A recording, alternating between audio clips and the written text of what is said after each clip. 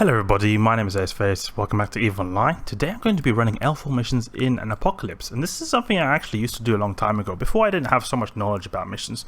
So I used to almost always use the Apocalypse because I love the Apocalypse in terms of its appearance. I think it looks like an amazing ship. So I often talk about how I think the Purifier is one of the best looking ships in the game. I also think the Apocalypse is one of the best looking ships in the game, especially with the cannon skin. I think this looks just amazing. You can kind of see where my favorite color schemes are going. Like I like this dark black grayish kind of color schemes, like I like the cold iron purifier color scheme.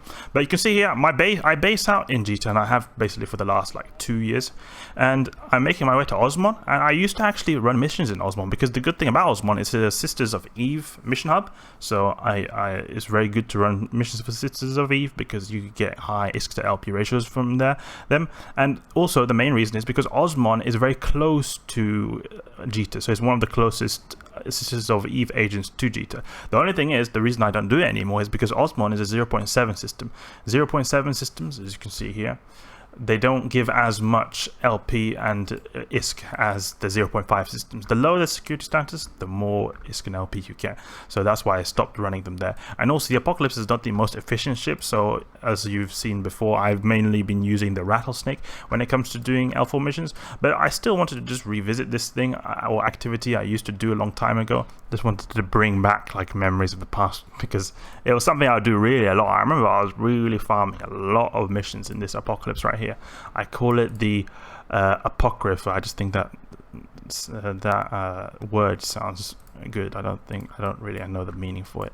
But I'm using actually a pulse laser version because the pulse laser's got a really good damage buff with the surgical strike update a few months ago. So it hits almost 1k DPS. I could use a 4th damage module, but I wanted to use a tracking enhancer just to get a bit of extra range and tracking, so that I can reach out a bit further. Because range is an important factor in missions. Stuff can spawn out pretty far, and that's also why I'm using MWD, because this allows me to or not warp, but like kind of you're warping kind of with a Microwarpdrive, because it's called a warp drive, but we can zoom around with our MWD. And then we've obviously got our large armor repair. These are the only 2 bling modules here. So core X type, this module is worth like 100 mil ISK. This is also worth 100 mil ISK. Rest of it is just T2. You can see here standard T2 stuff. So the reason is because this is like still 100 mil is not that crazy expensive, and this is a really good repair. It actually gives you a lot of HP per second, so it's a really good thing to have.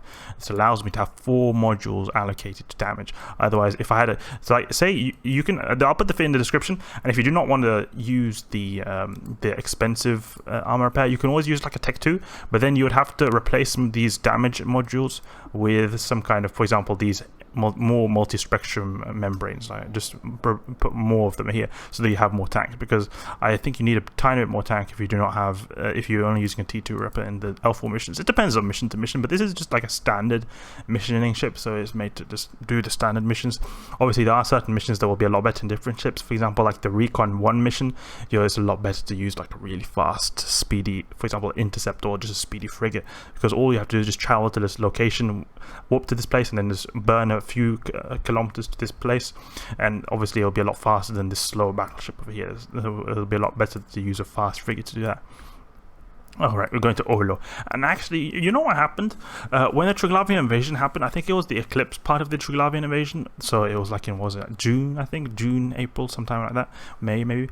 Then they actually had this system. I don't know if it was Orlo or it was a system near Osmon, at least. The point is, many of the missions, I think it was in one of these neighboring systems to Osmon, at least. The thing is, many of the missions in Osmon, when you do them, they take you to this neighboring system, and that neighboring system was invaded by Triglavians. And the problem was that the Triglavians made it so that there was like debuffs in the system. They would make it so that ships would warp slower. So it was like, you could see here, then it said something like debuff to warp speed, so that you go really slowly. And that was really bad for mission runners, because the missions are obviously going to go slower if you are warping slower. And that's also a really bad thing, especially since a lot of people use the Microwarpdrive, and the main thing that is really good about the Microwarpdrive is that it has really good warp speed, and the systems around Osmon I think are also pretty big, or maybe no, I don't think they're that big, but they're medium-sized systems, but they can still take quite a while when you're doing your L4 missions to warp to places. And the thing is, if you debuff that, it'll reduce the ISK power a lot. So I was trying to help the missioners destroy the Triglavians, but unfortunately there are too many people who are helping the Triglavians, and unfortunately we got wrecked pretty hard. Actually, there were not like what you would do is there were these kind of modules, these kind of like stationary structures that were causing these debuffs, and you had to destroy them to remove the debuffs. So what happened was we could destroy them, but then there are also people who like the Triglavians, like actual players I'm talking about, who would use logistics ships to repair them. So they were just repairing too fast. We couldn't destroy them in time, and there was not enough people on our side, and we got wrecked really hard, unfortunately. All right, we're gonna go now to I call it Osmon Ooze because I just like the that's my name of the station. I've made up a little bit of a custom name for the station, the Sisters of Eve Bureau here, and we'll see what kind of dank mission we get from the Sisters of Eve agent here. This is also something I would often do with my friends, and actually, because since it's so close to Jita, it doesn't take you a while. Like say you got a friend online and you want to do some missions together. It's really not efficient to do missions together, but it can just be like, you know, a friendly activity. Really, it's not really for the ISK. It's more like just like, you know, a bit of socializing, you know. And what we would do is we would just go out here, just try to make a few jumps to Osmo and just do missions here because it's just so close to Jita, so it's so much convenient. It's obviously a lot better to run the Sisters of Eve missions in, for example, Langisi or Panakia. I think there's another system. But they're just so far away from Jita, so it's really inconvenient. So you can just do it right here. Please dock me, because it just takes forever sometimes. Docking missions really do not always have good times. Let's see if we get any good missions from this guy. Okay, Los Dod Poso. Do we have any good missions from here? I think it's a burner mission. Yeah, it's a burner mission. Okay, I don't do burner missions because they're too hard. Unfortunately, I'm too much of a scrub. Pirate Invasion. Should we do that? No, I don't think Pirate Invasion is a fun mission, because they've got Angel Castle. This ship here, actually, this one here, Recon, is a good mission. So this is an example of a mission that is really good, and we'll quickly do that, because the good thing about it is that it has a you just burn to this location, and then you get the mission rewards almost straight away. So that we have to buy an MWD first, because we do not have an MWD for this Sunesis we've got here. We've got here an expensive MWD, we'll have to put it on here. Alright. Let's see, remove a shield extender here and put a quad or this MWD on it. I have this Sunesis here actually to be able to just haul stuff back and forward from Jita to Osmon back in the day when I would do missions here, but obviously I don't do it anymore, so this Sunesis just got left behind. The abandoned Sunesis is actually going to get another task once again. So I mean, obviously I could use a fast frigate, but I don't have a frigate right here, so we're just going to use the Sunesis. The Sunesis is pretty fast as well. Let's see now. It goes. How fast does it go? 1.2k a second. Okay, it's not the fastest. Good. In fact, that's actually pretty slow, because my Gila with an MWD goes 1.7k a second. That's a lot faster, and Gilas are pretty slow ships. This is really slow. I guess there's always like downsides and upsides to ships. The Sunesis is good in so many things, so it can't be good in everything, you know. Okay, let's go through the acceleration gate and go to the location. So this is a really simple mission. All you have to do is just burn towards like a beacon or a gate, and then mission is completed. It is as simple as that. You don't have to shoot all the ships here. There's going to be a few enemies spawning here. You don't have to shoot them. You just go and burn towards this gate, and that's it. You'll complete the mission. Just make sure you activate it. Ignore these guys. These guys are just wasting your time. Let's go down here, and when we have approached the acceleration gate, we will have completed the mission. Sunesis is just jumping, YOLOing to victory right here. Also, a good thing about the Sunesis is quite tanky. As you can see here, we're tanking actually pretty decently. Shield's taking quite a while to go down.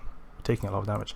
If we had like an intercept, we would have been like basically just blink, and we would have been completed the mission. So it was a bit slow, you know. Obviously, the Sunesis is not the fastest ship, but it's alright. Better than the Apocalypse at least. Okay. Osmon Ooze, let's go back to Osmon Ooze. Dock in the station. That's it. Mission is completed. You can do Recon 2, so you can see here it's Recon 1 of 3, but I will not be doing Recon 2 because I want to do a mission in the Apocalypse to demonstrate to you guys. Also, Recon 2 is not that good payout as this one. It doesn't give it at all as good. It does get pretty good, but it's not at all as good. This is an exceptionally good mission because of how little time it takes to do this mission. And I'm actually used to seeing, because you can see here, it says 2.4k LP. I'm used to it saying 3k. That's because in 0.5 systems it'll give about 3k something. So that's really a reason why you want to do missions in a 0.5 system, guys. You get a lot more rewards. But we're doing it in Osmon for just the memory's sake. Alright, accepted. Let's go and hand in our mission complete. We've got some loyalty points. Let's request for a new mission, and we will decline this here. The reason I can decline this is because I've got very good standings with these guys, so I can afford to actually lose some, you know, how do you say, like standings. Okay, this is a good mission because this is against the Sanchez, and Sanchez is good because they have EM holes, and the Apocalypse does EM and thermal damage. This is exactly what we want to do. Exactly what I want to do. Okay, let's go. We actually even, I think we completed the Skilling Spree challenge actually. Or no, next challenge, oh no, we did not complete it. Because this is, I had already completed for the day. It resets the downtime. Downtime is in 38 minutes. So we'll be wanting to, okay, so this mission is already in system. We don't have to warp to any systems. But in downtime, we'll get a new Skilling Spree mission, and then we'll be able to do that. Get some Dankis from that. Or not Dankis, Dank SP. Alright, the Apocalypse Navy, not the Navy Apocalypse, just the standard Apocalypse is coming to save the day from the rogue trade slaver. So I'm going to quickly look up the mission just to double check that I do this right. Okay, so it seems like basically what we have to do is we have to destroy these ships here. Or we don't have to destroy, we have to loot this slave pen because there's slaves in there we need to save. And the thing is, we have to destroy these guys here, because they're going to webify me, so it's going to take a really long time until we get there. So we're going to use ammo that will actually be able to reach out here in a decent amount of range. Ultraviolet is, no, Imperial Navy Ultraviolet. Do we have that? Scorch, yeah, Scorch is what we want. Okay, good. Let's make our way back here. Now I want to take out the frigates. Please, frigates, take the drones on them. There we go, one shot, just like that. One shot. So easy. Apocalypse making quick work of these Sanchez scrubs. We can actually send these. Okay, now we can start burning because we won't have any. Oh, there's one the last one over here.